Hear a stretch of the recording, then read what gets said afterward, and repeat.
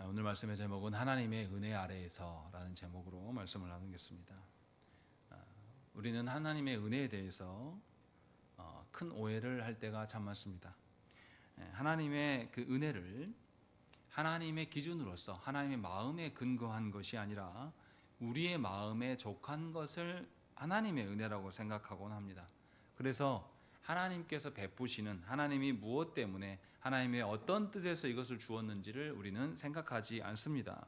그냥 우리가 보기에 그럴싸하면 또 그렇지 않으면 은혜로 여기지 않거나 은혜를 여기는 경우도 있습니다. 이것은 하나님의 은혜에 대한 태도가 아닙니다. 하나님은 우리에게 은혜를 값없이 주신다라고 말씀해요. 그런데 이 값없이라고 했을 때 이 값은 하나님의 기준으로서의 값이지 우리의 보기에 값이 아닙니다. 그래서 예수 그리스도께서 우리에게 은혜가 된다는 것은 하나님의 공의를 만족시키는 하나님의 의에 부합한 일을 예수 그리스도께서 행하셨던 것이고 그로 인하여서 우리에게 은혜가 주어진 것이죠. 그러니까 하나님의 은혜라는 것은 우리가 보기에 그럴싸한 것이 아니라 하나님의 보시기에 합당한 그런 기준으로서의 은혜인 것입니다. 오늘 본문은 하나님의 은혜가 어떤 방식으로 우리에게 주어지고 있는가, 그리고 그것이 어떤 식으로 우리에게 적용될 수 있게끔 하나님이 행하시는가라는 것을 아주 상세히 설명합니다. 그래서 굉장히 가벼워 보일 수 있는 본문이지만 또 중요한 본문입니다. 그래서 오늘 본문을 보시면 이제 크게 두 구조로 되어 있는데요. 1절과 16절을 보십시오. 똑같이 써져 있습니다. 여호와께서 모세에게 말씀하여 이르시되라고 되어 있습니다. 16절도 여호와께서 모세에게 말씀하여 이르시되 가지고 이 34장이 두 부분으로 나뉘는구나라는 것을 알 수가 있어요. 그러니까 하나님께서 이스라엘의 지도자인 모세에게 말씀하신 것이 이와 같다라는 것이죠. 그래서 두 부분인데 첫째 부분 1절부터 15절까지는 하나님께서 이들에게 약속하신 땅의 경계가 어디까지인가를 설명해 줍니다. 그래서 남쪽으로는 어느 만큼, 서쪽으로는 어느 만큼, 동쪽으로는 또 북쪽으로는 어느 만큼인가라는 것을 설명해 주고 있어요. 그리고 16절 이후로부터는 그 땅을 분배하는 일을 놓고 그냥 아무렇게나 하는 것이 아니라 지휘관을 세워서 분배하게 하는 것을 우리가 말씀을 통해서 볼 수 있습니다. 이 의미가 무엇인지를 이제 우리가 보자는 것이죠. 먼저 보면 하나님께서 이스라엘에게 약속하신 땅의 경계를 동서남북으로 설명해 주는데 이 경계를 우리가 이스라엘의 지명을 잘 모르니까 이걸 읽어도 잘 와닿지가 않긴 하는데요. 성경 어떤 본문보다 민수기 34장에서 언급하는 것이 하나님의 약속의 땅에 대한 경계가 가장 넓은 지역을 말씀하고 있습니다. 이게 굉장히 특징적인 것이에요. 그러니까 성경에서 항상 하나님께서 약속의 땅을 이야기할 때 동일한 사이즈로 말씀하지 않으셨다라는 거죠. 성경에 보면 하나님이 가나안 땅을 이야기하실 때에 가장 큰 사이즈로 말해주고 있는 것이 34장이에요. 그러면 하나님이 이렇게 큰 지역을 주시겠다라고 했으면 이게 이스라엘의 실제 영토가 되어야 되는 것이 하나님의 약속에 대한 합당한 언약 백성들의 삶의 태도일 것입니다. 그런데 정말 그랬을까라는 것을 우리는 생각을 해봐야 돼요.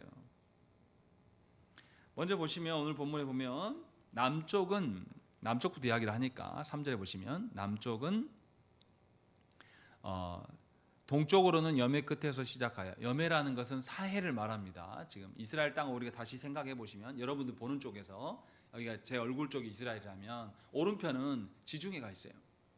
그리고 왼편에는 사해가 있고 사해를 중심으로 요단강이 흐르고 위에 호수가 있습니다. 이 구조예요. 그래서 이 요단강을 건너면 하나님의 약속의 땅이라고 이야기하고 건너기 전은 아니라고 많이 이렇게 판단합니다. 그런데 오늘 본문에는 이것과 약간 다르게 설명합니다. 그래서 남쪽에 보면 뭐라고 되어 있냐면 신광야가 경계다라는 것이죠.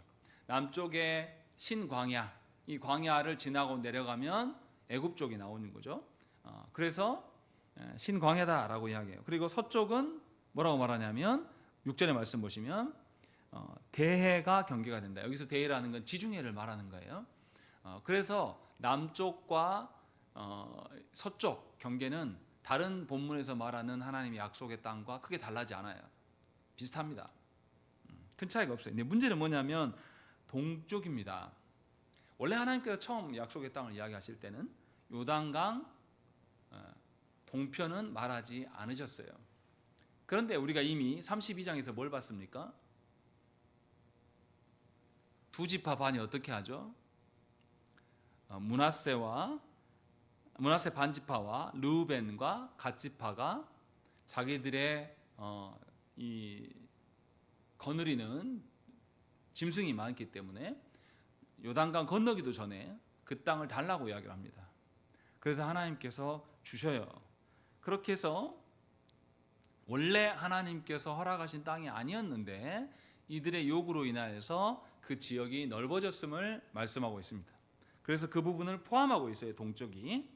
그런데 이제 북쪽이 더 재미있는 부분이 나타납니다. 8절 보십시오. 8절에 보면 호루산에서 그어 하맛 어기에 이르러 라고 되어 있습니다. 여기에 하맛 어기는 르보하맛이라고 하는 그런 지역의 이름인데 여기는 아람의 수도보다 더 북쪽에 있습니다. 아람의 수도가 다메섹인데요. 예수님 당시의 다메섹은 이미 아람 땅이에요.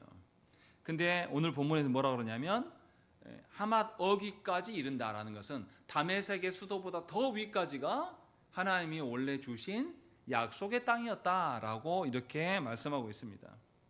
그러니까 북쪽으로의 경계가 우리가 생각한 것보다 예수님 당시나 이스라엘이 그 땅을 차지하고 살아가는 그 시대에서도 보면 다메섹은 항상 이스라엘 진영 밖에 있었습니다. 거의 대부분의 역사 가운데서 하나님 주신 땅은 다메섹보다 더 위에요. 여기가 하맛옥이란 말이죠. 근데 거기까지 못 점령한 겁니다. 점령하지 못한 거죠. 단지 점령한 시절이 있었어요. 이스라엘 역사 가운데 가장 큰 영토를 가졌던 때가 누구 왕입니까? 다윗과 솔로몬 왕 시대입니다. 이 두 시대 외에는 실제로 하나님의 약속의 땅을 완전히 수복한 적이 없어요. 그래서 하나님이 주시겠다고 한 그 약속의 땅을 수복하지 않았다는 것은 하나님의 약속을 믿지 못했다라는 증거이기도 합니다.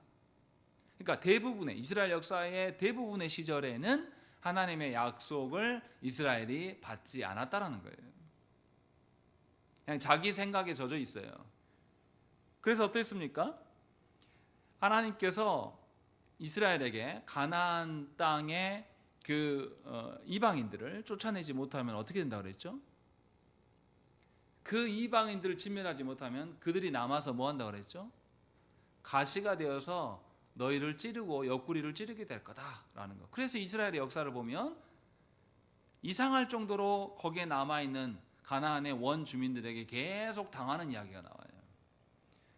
열왕기 상하의 내용들 다 그런 내용이고 또 어떻습니까? 사사기의 내용도 전부 공격당하는 이야기만 나온단 말이죠. 이런 일들이 계속 벌어진다는 것이죠. 다시 말하면 이들이 하나님의 약속을 소중히 여기고 그 약속대로 될지어다 라고 믿으면서 산 사람들이 아니라는 것을 말해주고 있는 거예요. 지금 민수기 34장에서는 보십시오. 17절 봐보세요. 땅을 나눌 때 기업으로 나눌 자의 그 수장을 이야기할 때 엘르아살과 눈의 아들 여호수아다라는 것이죠. 그러면 출애굽 1세대들이 아니라 누구라는 거죠? 출애굽 2세대들임을 분명하게 밝혀요. 하나님은 출애굽 1세대들은 다 진멸시키셨지만 소멸시키셨지만 출애굽 2세대들은 남겨놓고 이제 그 땅을 실현할 사람들이에요. 그러니까 이 사람들은 하나님의 약속의 땅을 다 수용했어야 됩니다. 그런데 그러지 못한 것이 이스라엘의 역사다라는 거죠. 그런데 성경을 잘 살펴보면 다윗과 솔로몬 시대 외에도 하나님께서 명하신 그 땅을 회복한 시절이 있었습니다. 그때가 언제냐면 너무나 이상하게도 여로보암 2세 시대입니다. 여로보암 2세에 대해서 성경이 뭐라고 말하는지 말씀을 찾아보시죠. 열왕기하 1장 24절 보겠습니다.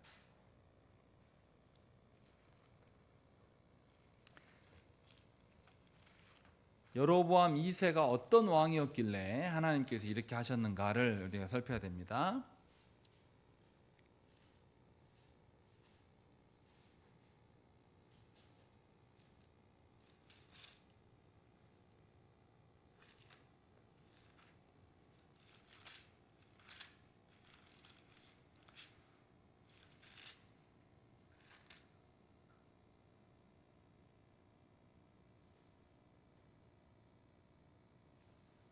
제가 읽어드릴게요.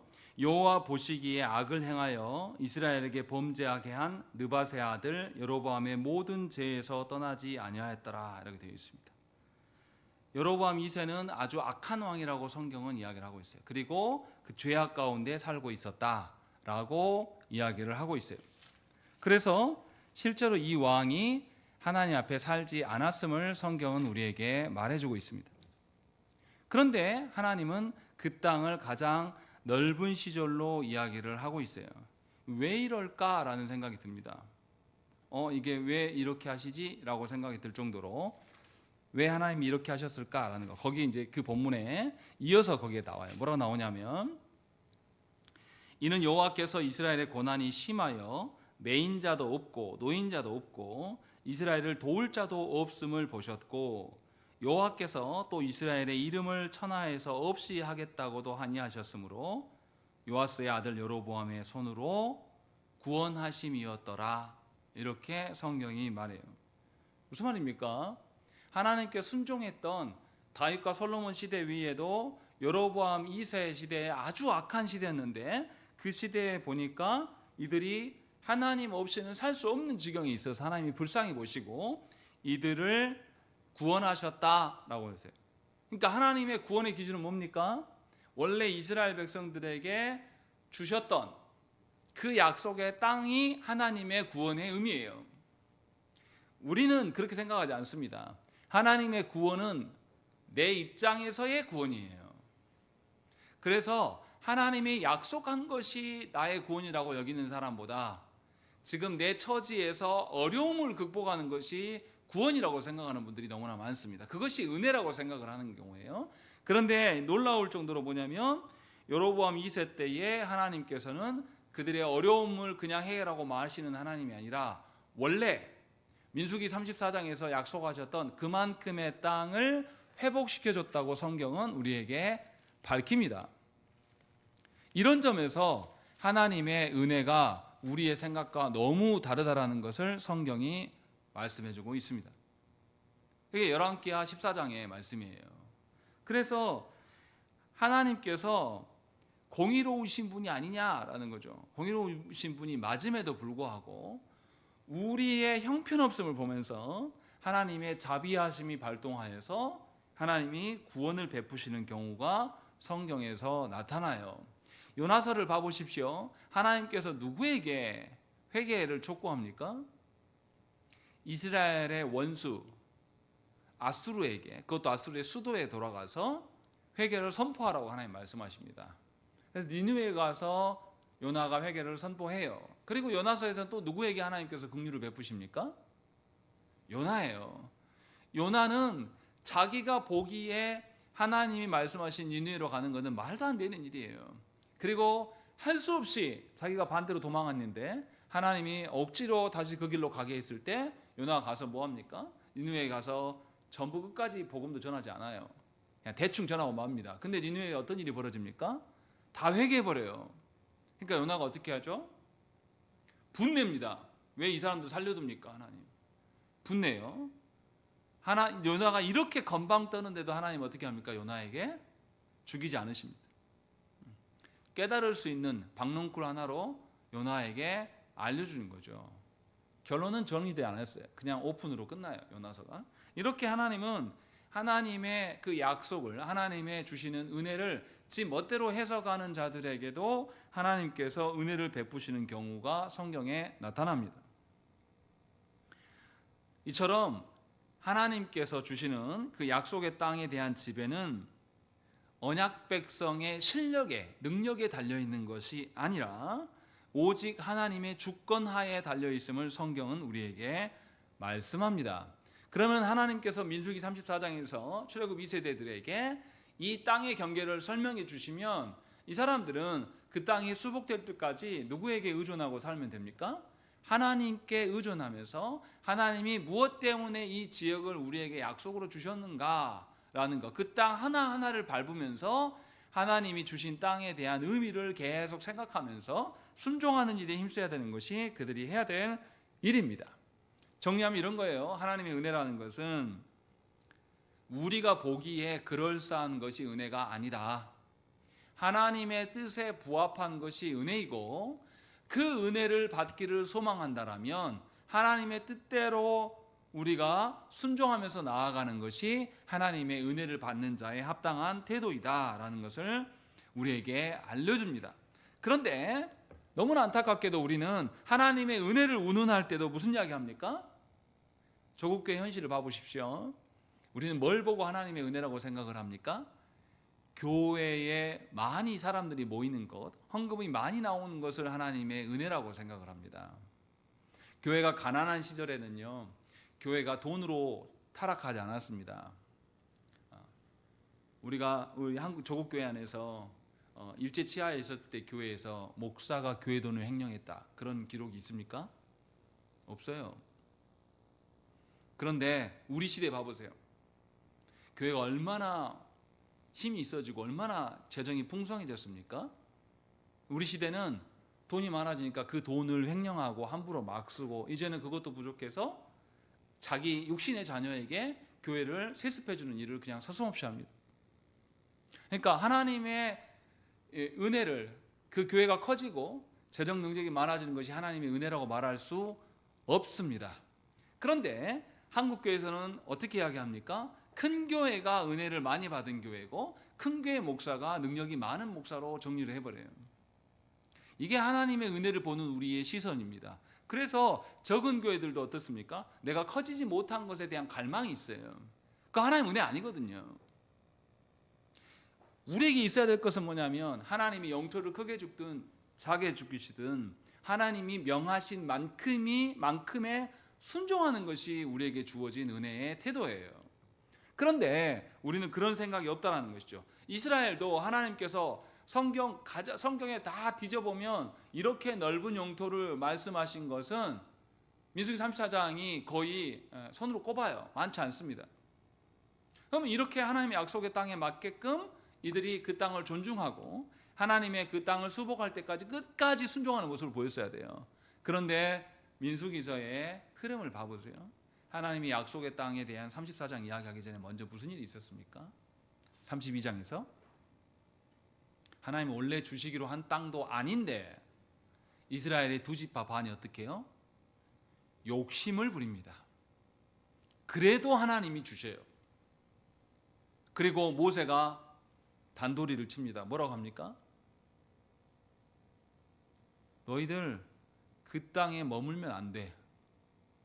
요단강에 같이 건너와서 모든 땅이 수복될 때까지 함께 싸워야 된다고 분명하게 하나님께서 경고하십니다. 이것은 하나님의 주신 약속에 대한 합당한 태도가 너에게 있어야 된다라고 말씀하시는 겁니다. 이것을 우리에게 보여주는 것이죠. 그러니까 하나님의 은혜가 주어진다라는 것은 우리가 보기에, 내가 판단하기에 그럴 만한 것이 아니에요. 하나님의 입장에서 그럴 만한 것이고, 그러면 우리는 하나님의 입장에서 그럴 만한 것이 무엇인지를 알아야 됩니다. 이것이 하나님의 뜻이에요. 그러니까 하나님의 은혜라는 것은 하나님의 뜻을 알지 못하고 은혜라고 말할 수 없는 겁니다. 그런데 조국교회 안에서는 너무나 하나님의 뜻과 무관하게 은혜를 구합니다. 그 은혜가 뭐냐면 돈이고 건강이고 또 권세고 사람들로 인정받는 것이고, 그게 하나님의 뜻과 상관이 없을 텐데도 그런 식으로 우리는 결정지고 있고, 그 많은 재물을 또 많은 사람들한테 존경을 받는 것, 그러면 그 사람의 능력으로 취급합니다. 이것이 조국교회가 바라보는 은혜의 행태입니다. 하나님은 이런 자들에 대해서 수용하지 않으십니다. 아무리 많은 것을 가졌다고 해서 그가 하나님의 은혜에 대한 합당한 태도를 갖고 있는 것이냐라는 것이죠. 그렇지 않습니다. 많은 것을 가지고 많은 것을 경험했다고 해서 하나님의 은혜를 아는 게 아니에요. 요즘에 젊은 부부들이 자녀를 가르칠 때 많은 것을 경험시켜주고 싶어 해요. 그런데 아이가 많은 것을 경험했다고 해서 하나님의 은혜를 아는 게 절대 아닙니다.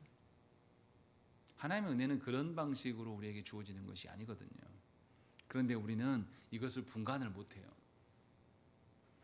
하나님의 은혜인지 아니면 내 생각에 그럴싸한 것인지를 이게 다 교묘하게 섞습니다. 그래서 이것을 하나님의 은혜로 둔갑시켜 놓습니다. 그리고 그것을 달라고 요청하는 거죠. 이런 식으로 하나님이 우리에게 긍휼을 베푸셔서 은혜가 우리한테 도달하는데 하나님의 긍휼을 벗어나 버려요. 그리고 자기가 할 수 있다고 생각을 합니다. 이것은 하나님의 은혜를 저버리는 태도예요. 성경에 보면 그런 경우가 많이 나타납니다. 아모스 7장에 보면 뭐가 나오냐면 베델의 제사장 아마샤가 나옵니다. 이 아마샤는 여로보암 2세의 입장을 대변하는 자예요. 그가 뭐라 그러냐면 아모스 7장 12절 말씀에 아마샤가 또 아모스에게 이르되 선견자야 너는 유다 땅으로 도망하여 가서 거기에서나 떡을 먹으며 거기에서나 예언하고 다시는 베델에서 예언하지 말라. 이는 왕의 성소요 나라의 궁궐임이니라 라는 것이죠. 아모스 선지자가 하나님께서 명하셔서 북이스라엘에 와서 경고의 말씀을 하는데 이 아마샤가 여로보암 2세를 대변하는 아마샤가 듣기가 싫어요. 그러니까 야 니네 고향 땅 가서나 해 임마. 왜 여기 와서 참견질이야? 라고 하면서 거절합니다. 이것은 여로보암 2세가 하나님의 경고를 거절하는 거죠. 스스로 하나님의 은혜를 거부하면서 멸망을 자초하는 게 이것이 하나님의 은혜에 대한 합당한 태도일 수 있겠는가라는 것이죠. 성경에 그런 사람이 또 나와요. 하나님께서 악한 왕 중에 하나라고 할 때 아합 왕을 이야기합니다. 아합이 어떻게 합니까? 열왕기상 21장에서 나봇의 포도원을 빼앗으려고 합니다. 그때 하나님께서 아합을 죽이시겠다고 사형 선고를 하십니다. 그때 아합이 낮은 자세로 하나님께 겸손함을 띄어요. 그래서 하나님께서 심판을 유보하십니다. 그런데 그걸 계속 유지했으면 얼마나 좋았겠습니까? 근데 그가 하나님께 용서받은 후에 태도를 다시 해요. 그래서 열왕기상 22장에서 하나님께서 미가야 선지자를 통하여서 하나님의 명백한 예언의 말씀을 아합에게 주시는데 아합은 장난질합니다. 그리고 결국 하나님께 죽임을 당하는 것이 성경에 나타나는 것이죠. 그러니까 하나님의 은혜로 죽음에 대한 심판, 이 심판이 유예되었다라면 하나님의 내미신 손을 붙잡는 것이 정상적이라는 거죠. 그런데 그 하나님의 은혜의 손길을 거부하는 자는 반드시 멸망당할 수밖에 없습니다. 우리도 세상살이를 해나가면서도 우리는 죄인이기 때문에 우리가 의도하든지 의도하지 않든 간에 우리는 반드시 죄를 짓게 마련입니다. 그러면 하나님께서 죄 짓는 우리에게 우리가 듣기에 좋은 부드러운 음성으로 말씀하시겠습니까? 아니면 하나님의 공의로운 기준으로서 엄중하게 경고의 말씀을 하시겠습니까? 경고의 말씀을 하시는 것이 정상이라는 거죠. 그런데 우리는 교회에 나와서 힘 있는 이 설교를 듣고 나서 힘을 얻고 싶고 하고 위로받고 싶고 하고 이게 다 누구 기준입니까? 우리 기준으로서 하나님의 말씀을 대하는 거죠. 그러니까 하나님 앞에서 회개를 촉구하시는 것이 하나님의 은혜인데도 불구하고 하나님의 회개 촉구에 대해서 우리는 듣지 않습니다. 스스로 자기 자신을 죄인으로 여기지 않기 때문인 것이고 하나님이 베푸시는 은혜보다 자기가 판단하는 은혜가 더 중요한 것이죠. 그래서 하나님께서 회개를 촉구하시는 책망하시는 말씀에 그 말씀을 주시는 것 자체가 은혜인데도 이것을 붙잡지 않는 경우가 있다라는 것입니다. 그래서 한국교회의 설교가 현격하게 우리의 죄를 밝히는 설교가 사라졌고 이제 한국교회에서 좋다, 성도들이 좋다라고 말하는 그 설교는 들어보면 성경적이지가 않아요. 엉터리입니다. 이게 우리 시대의 모습이에요. 다시 말하면 하나님의 은혜를 우리 스스로 다 오염시켜놨습니다.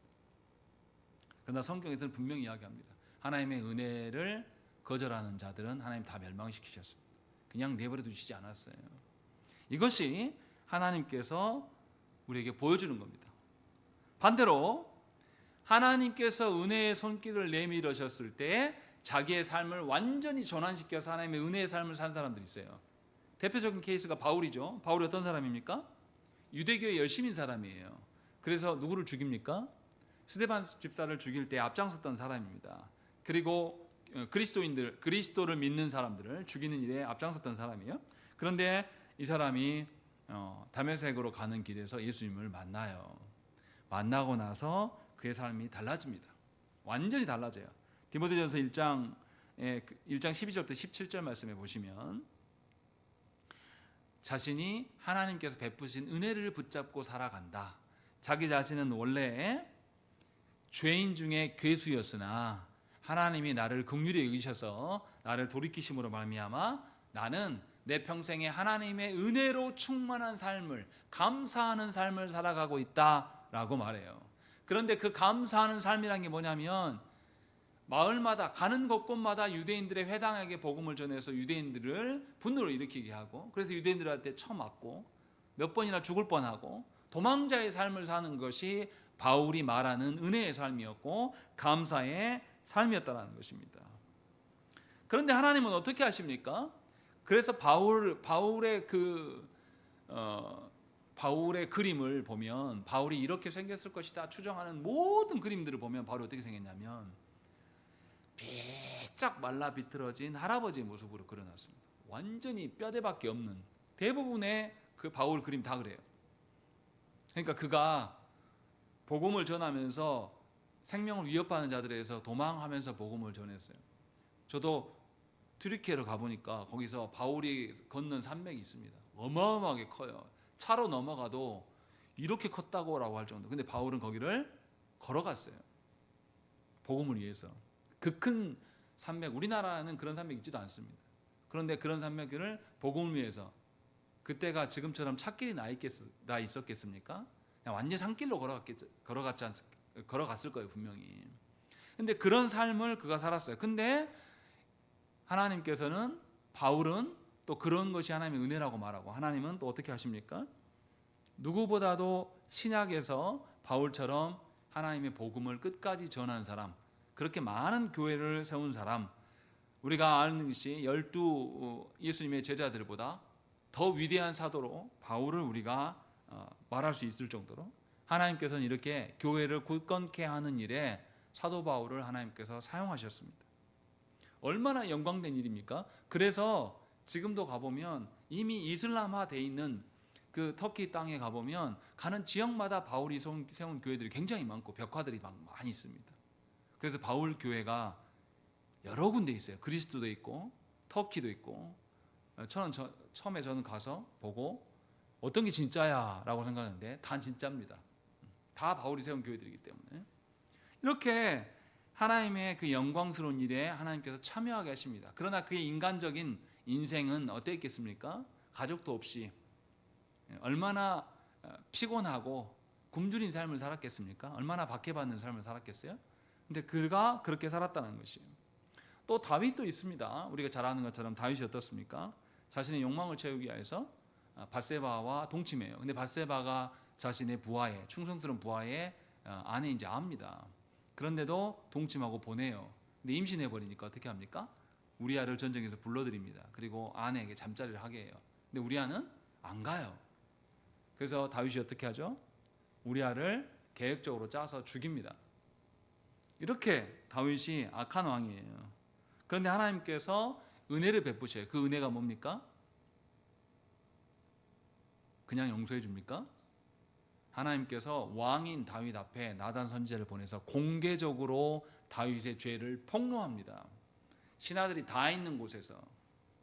우리 같으면 그렇게 한다면 여러분들 어떻게 하시겠습니까? 그런데 다윗은 하나님의 은혜를 바로 알아채요. 그리고 거기서 엎드려 회개합니다. 공개적인 회개를 해요. 그리고 나서 자신의 죄를 하나님께 고백해요. 또 그리고 밧세바의 태중에 있는 아이의 생명을 놓고 하나님께 간구합니다. 근데 하나님이 죽이시잖아요. 그때 다윗이 어떻게 합니까? 죽은 것에 대해서 슬퍼하지 않아요. 하나님께서 딱 죽이시니까 돌아섭니다. 하나님이 베푸신 은혜는 나를 회개케 하신 데까지지 저 아이까지는 아니었구나라는 것을 알고 딱 멈춰요.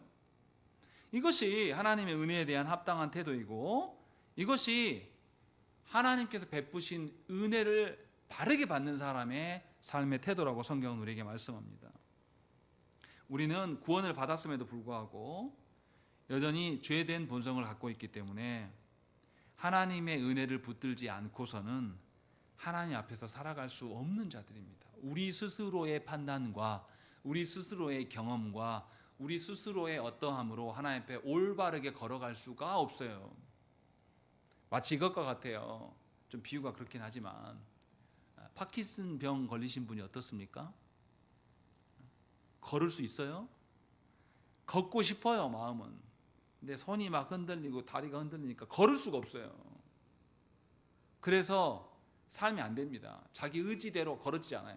마치 우리가 하나님의 뜻 앞에서 하나님의 은혜 베푸시지 않으면 우리 의지대로 하나님께 순종할 수 없는 자들이에요. 우리는 그걸 받았음에도 불구하고. 그래서 하나님의 은혜가 필요한 것이고, 하나님의 은혜라는 것은 하나님의 기준으로서의 은혜이기 때문에 하나님께 순종하는 것이 우리가 해야 될 일이라는 것이죠. 이것이 하나님의 은혜에 대한 합당한 태도라는 것입니다. 아무리 우리가 보기에는 극악무도한 죄를 지었다 할지라도 하나님의 은혜를 받으면 그가 적극적으로 하나님을 향해 살다가 마지막을 마무리할 수가 있는 것이죠. 예전에 90년대에 지존파 부자들을 잡아서 죽이고 그 사람들이 시신을 불태웠던 그런 지존파 있었지 않습니까? 근데 지존파들이 사형을 다 언도받고 감옥에 있는 동안에 지존파 중에 몇 명이 복음을 받아들였습니다. 그리고 이제 자기 생은 얼마 남지 않았어요. 그런데 눈물을 흘리면서 회개했다고 그래요. 내가 일찍 하나님을 알았으면 내가 더 하나님 영광을 위해 살 텐데, 그래도 지금이라도 하나님 알게 돼서 너무 감사하다. 그리고 사형당했습니다. 이것이 우리가 하나님 앞에 살 수 있는 방식이라고 성경은 말씀합니다. 진정으로 우리가 하나님의 은혜를 알아본다라면 우리는 하나님을 고백할 수 있어요. 하나님은 은혜로우시며 자비로우시며 노하기를 더디하시며 인애가 크시고 뜻을 돌이켜 재앙을 내리지 아니하시는 하나님이시다 라는 것을 은혜를 받고 수용하고 그 은혜에 순종하는 자들만이 고백할 수 있는 내용입니다. 저와 여러분들이 이것을 고백하는 인생이 되어야 돼요. 그러한 자는 하나님의 은혜 아래 살기를 원합니다. 다른 것을 찾지 않아요. 물론 우리가 육신을 가진 존재고 죄된 본성이 갖고 있기 때문에 세상을 향한 눈들이 없지 않아요. 그 욕망이 누구나 다 있죠. 그러나 가다가도 돌이킬 수가 있는 겁니다. 하나님의 은혜로 말미암아. 그래서 오늘 15절까지의 내용, 그 경계만을 설명하는 것이 아니라 우리의 욕망을 언급하는 부분이 나와요. 거기가 어디냐면 13절부터 15절의 말씀입니다. 14절 15절 보십시오. 루벤 자손의 지파와 갓 자손의 지파가 함께 그들의 조상의 가문에 따라 그들의 기업을 받을 것이며 므낫세의 반쪽도 기업을 받았음이니라. 이 두 지파와 그 반 지파는 여리고 맞은편 요단강 건너편 곧 해돋는 쪽에서 그들의 기업을 받으리라 라고 말씀합니다. 이것은 하나님 원래 주시겠다고 한 땅이 아니었습니다. 그러나 그들의 욕망에 의하여서 이들이 요구했어요. 생각해 보세요. 요구한 시점이 언제인지를 잘 생각해 보시라는 거죠. 언제입니까? 가나안 땅을 다 정복한 이후에 달라고 요구한 겁니까? 아직 시작도 안 했는데 요구한 겁니까? 시작도 안 했어요. 이들은 뭐냐면 그냥 자기의 욕심대로 하는 자들이에요. 그런데 하나님께서 그들의 요구대로 반영해 주셨고 하나님의 약속의 땅을 그들이 요구한 땅도 포함시켜 줍니다. 그렇다면 그 땅을 받은, 자기의 욕망대로 받은 사람들은 하나님의 주신 땅에 대해서 더 소중히 여기고 하나님께서 명령하신 땅, 그 북쪽의 먼 지역까지 다 수복하는 일에 힘써야 될 자들이었어요. 이게 당연한 일이 아니겠습니까? 다시 말하면 우리도 이와 같은 자들입니다. 우리가 예수를 믿어도 우리는 세상의 욕망에 젖어 있어요. 그래서 하나님이 주시겠다고 하지 않은 세상의 것들을 우리는 탐합니다. 그래서 우리 자녀들이 하나님께서 무슨 목적으로 지었는가를 알기도 전에 우리는 뭘 요구합니까? 우리 새끼가 의사가 됐으면 좋겠다. 우리 새끼가 판검사가 됐으면 좋겠어. 이런 식의 논리를 우리 다 갖고 있습니다. 하나님이 이 자녀에게 이 자녀를 통해서 어떠한 사명을 주시겠다고 알기도 전에 우리는 다른 것들로 이미 욕심이 꽉 차 있어요. 그래서 아이가 아주 어렸을 때부터 우리는 우리 아이가 어린이집이나 학교에 가서 뒤처질까 봐 전전긍긍하는 겁니다. 하나님께서 적절히 알아서 이 자녀를 이끄실 텐데 그에 대한 신뢰로 하나님이 어떤 식으로 이끄시는가 순종할 국리를 찾는 것이 아니라 우리는 욕망 덩어리이기 때문에 이미 그것에 차 있고, 그래서 학교 들어가기 전에도 그를 떼야 됩니다.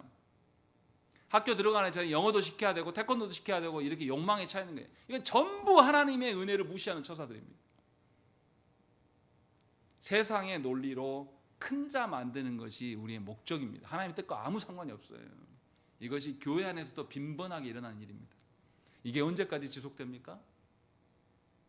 고3까지 끝나나요? 그렇지 않아요. 뭐라고 하냐면 자식 사랑이라는 이름으로 계속 포장됩니다. 절대 하나님의 은혜로 돌이키려고 하지 않아요.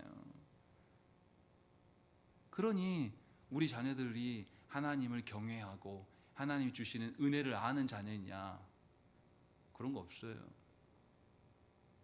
자기들만 아는 그런 식의 자녀로 철없는 거죠. 이해가 안 될 정도로. 이것이 지금 현실의 기독교의 모습입니다. 그것을 지금 민수기 저자는 땅의 경계를 이야기하면서도 꼬집어서 이 부분을 넣어놨어요. 니네는 약속의 땅 아직 수복 시작도 안 했는데 먼저 탐욕을 요구했고 그러함에도 하나님께서 이것을 베푸셨다라는 거죠. 그리고 실제로 이스라엘은 역사 가운데 하나님이 명령하신 이 땅을 온전히 수복한 시기가 매우 짧습니다. 대부분 다 수복하지 못하고 오히려 그 가나안 7 족속들 이방인들에게 계속 고통당하는 날들이 훨씬 길어요. 그것이 이스라엘 역사입니다. 그러니까 우리는 잘 기억해야 돼요. 우리의 믿음의 선배들이, 우리의 언약 백성이었던 그 선배들이 하나님의 은혜에 수종든 날이 많았는지, 아니면 하나님의 은혜를 치워버리고 세상의 욕망 덩어리로 살아온 날들이 많은지 성경은 분명하게 우리에게 보여주고 있는 것이죠. 우리는 그런 방식으로 성경을 읽어야 돼요. 그리고 또 보십시다. 하나님께서 이제 16절부터는 이제 분배할 것에 대한 이야기를, 땅의 분배에 대해서. 근데 땅의 분배를 어떻게 하라고 이야기하냐면 13절에서 이렇게 말씀합니다. 너희가 제비 뽑아 받을 땅이다 라고 말씀하고 있어요. 그런데 좀 이상한 부분이 나옵니다. 제비 뽑기에 대한 한국교회의 이상한 태도들이 있어서 이거를 설명하려고 하는 거예요. 제비 뽑는 이야기가 33장에 나옵니다. 33장 54절 한번 읽어보시겠습니다. 읽겠습니다. 시작.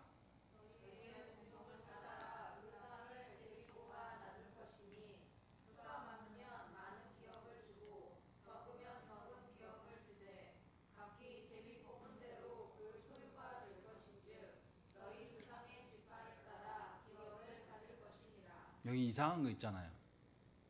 뭐가 있습니까? 제비 뽑으라고 했잖아요. 제비 뽑기는 누가 누구에게 갈지 압니까? 모릅니까? 몰라요.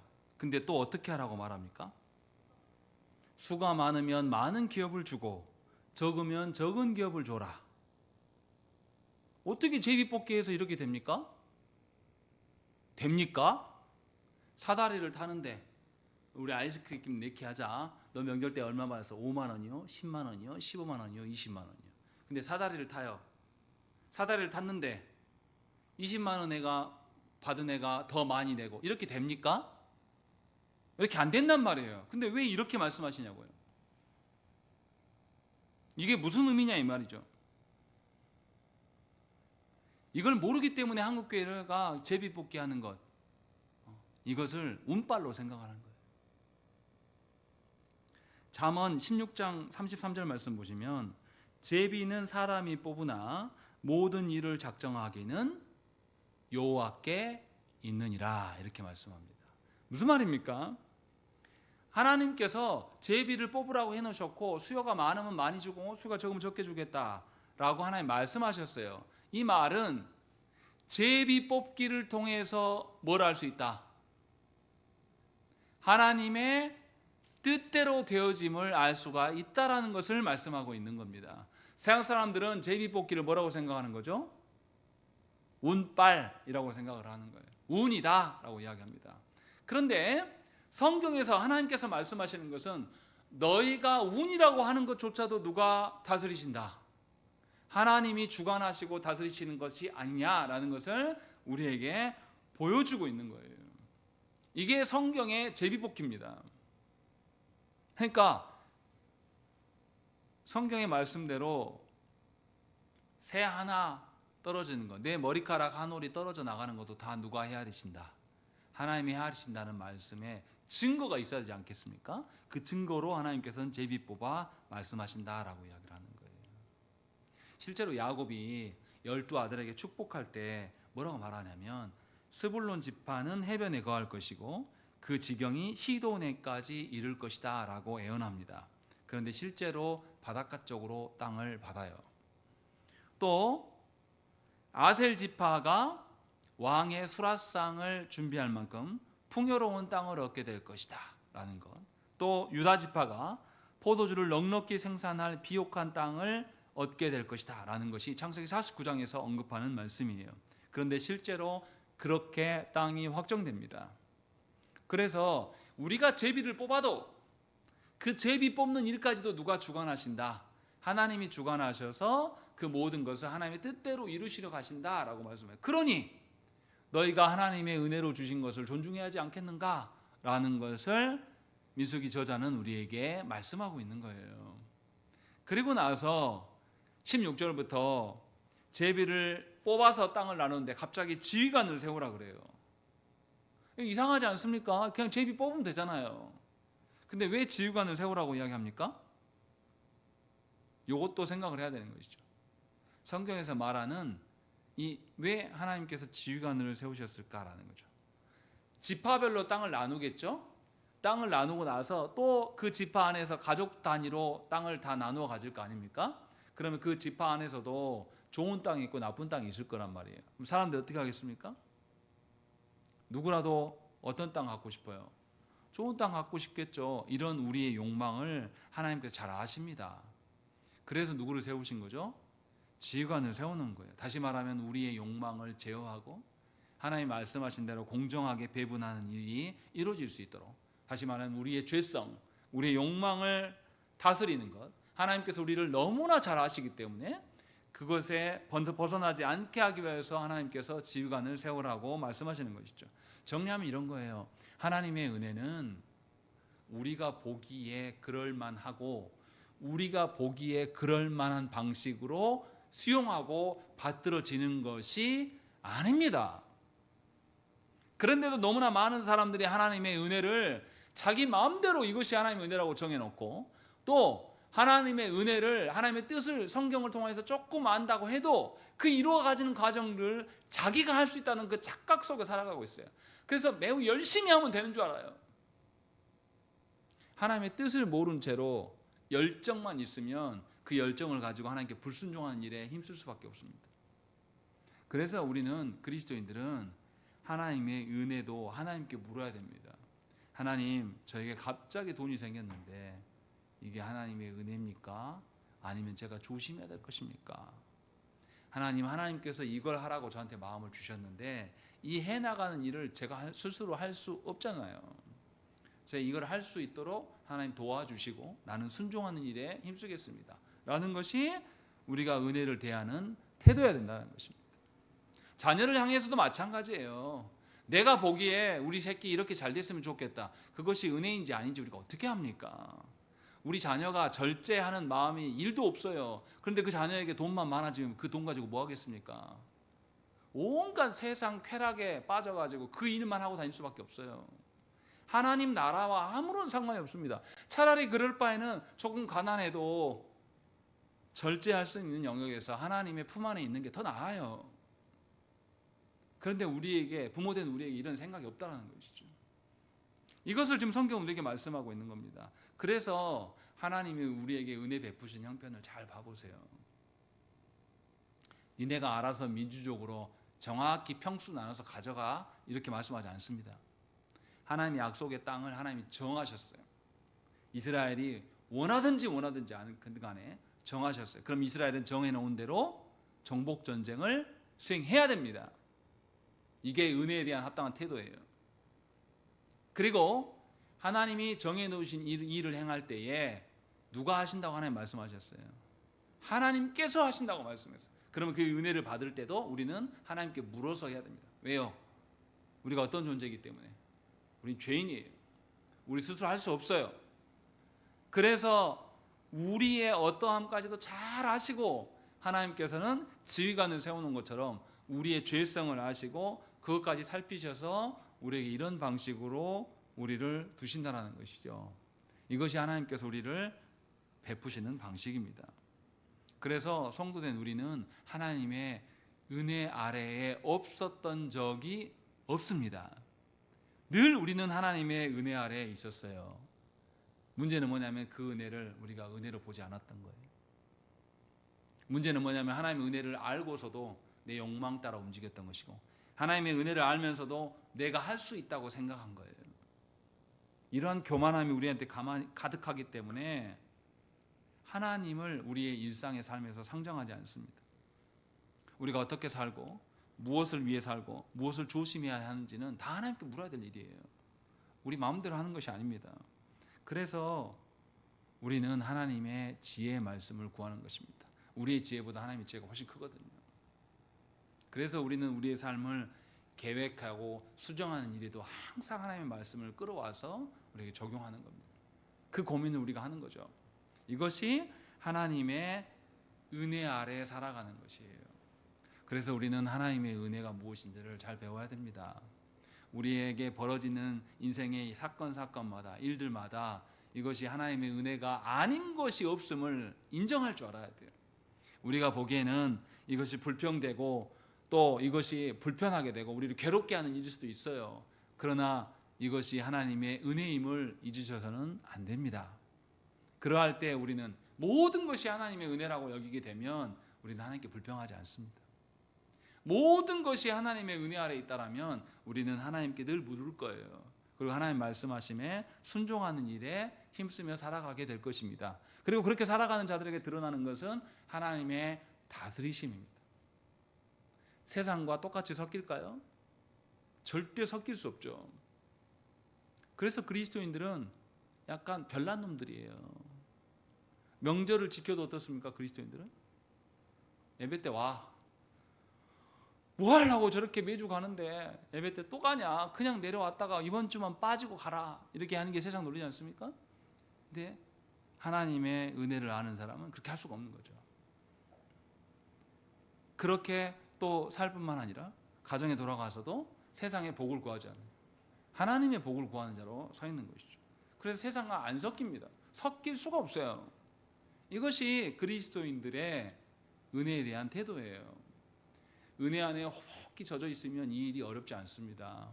그러나 우리가 은혜의 경계선에 하나님의 은혜와 세상의 그 욕망의 그 경계선에 줄타기에 있으면 이게 어려운 일로 다가오게 되는 거예요. 바라기는 여러분들은 하나님의 은혜가 여러분들의 일상이 되기를 원하고 하나님의 은혜가 여러분들의 삶에 빛이 되기를 원합니다.